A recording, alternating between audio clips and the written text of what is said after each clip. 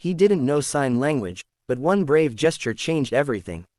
The cafe was full, yet the woman at the counter had never felt so alone. Steam hissed from the espresso machine, cups clinked, and voices overlapped in a familiar morning rush, but for her, it was a blur of moving lips and impatient faces.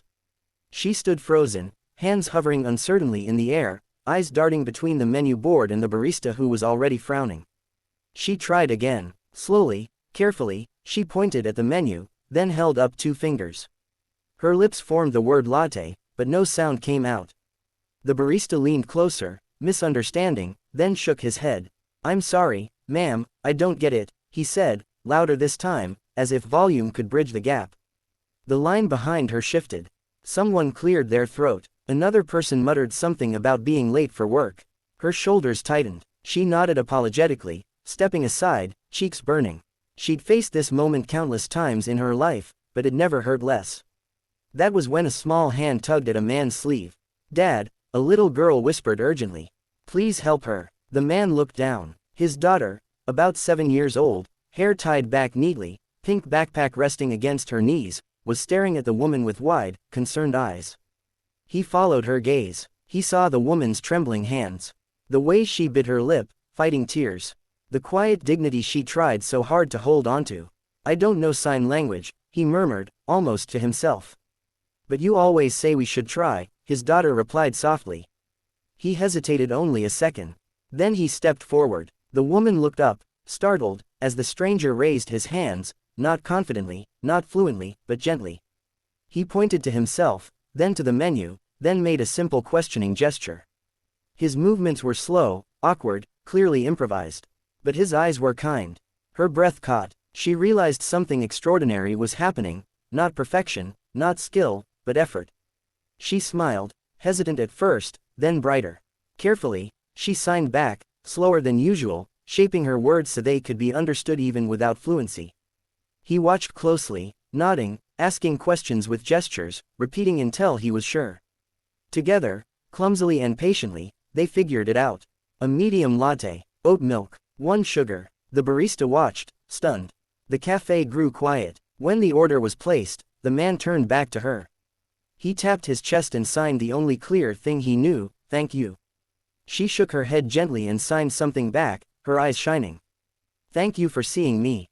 As she took her coffee and walked away, something inside her felt lighter than it had in years. And the little girl squeezed her father's hand, already understanding that she'd just witnessed something important. But that moment, small and beautiful, was only the beginning. Her name was Elena. She lived alone in a modest apartment a few blocks from the cafe. She worked as a graphic designer, remotely, where communication was typed and controlled, safe. But the outside world still terrified her.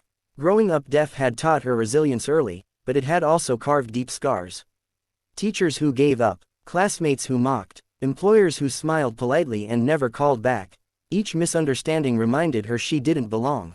The cafe had been her brave attempt at normalcy, a step toward reclaiming something she'd lost, confidence. She hadn't expected kindness. She certainly hadn't expected him. His name was Mark, a single father, 34 years old, juggling 2 jobs and a daughter who meant everything to him. His wife had passed away 3 years earlier, suddenly, leaving behind silence of a different kind, one that filled the house at night and echoed in empty rooms. Mark worked mornings at the cafe and evenings as a delivery driver. He was tired in a way sleep couldn't fix, but his daughter, Lily, kept him moving forward. Lily noticed things he missed, like the way Elena came back to the cafe the next morning.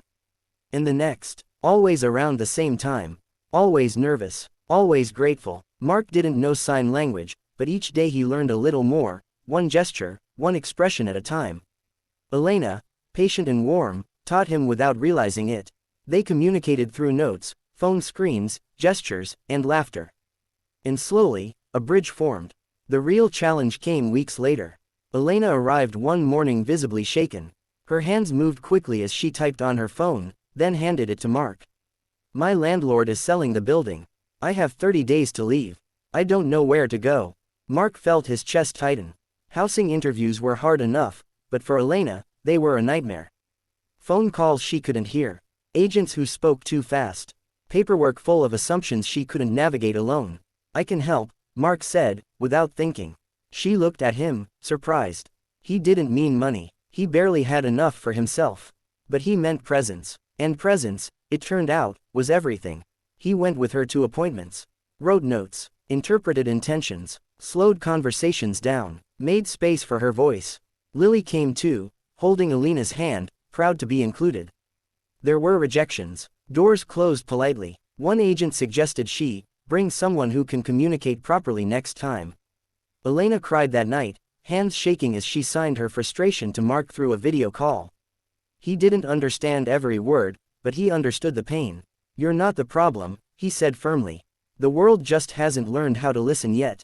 When they finally found a small studio apartment, affordable and welcoming, Elena felt something shift inside her. For the first time, she wasn't just surviving. She was hopeful. Their bond deepened naturally. They shared dinners, Mark cooking, Elena laughing at his failed attempts. Lily learned sign language faster than either of them, practicing every day with excited determination. One evening, Lily signed something that made Elena's heart stop. Your family. Tears spilled freely. Mark watched from the doorway, realizing he felt the same. But fear lingered. Elena had been abandoned before, not out of cruelty, but inconvenience. People liked her until communication became work. She was afraid to hope. Mark was afraid too, afraid of loving again, of opening a door he'd sealed shut after loss. The challenge wasn't the world anymore. It was themselves. The turning point came at Lily's school. There was a presentation, parents invited. Elena hesitated, but Lily insisted. During the event, Lily stood on stage and signed her speech while a teacher voiced the words aloud. I learned that helping doesn't mean being perfect, Lily said. It means trying. My dad taught me that. Elena taught me that too. The room erupted in applause. Elena's hands flew to her mouth. Mark felt tears blur his vision. In that moment, all their fears felt smaller. Months later, Elena opened her own design studio, focused on inclusive communication.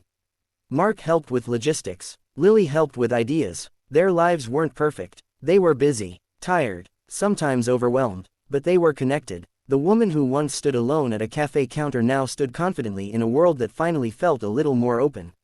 And the man who once thought he had nothing left to give discovered that kindness, when shared, multiplies. Because sometimes, the most powerful language isn't spoken. It's shown. Through patience, through courage, through one brave gesture that says, I see you.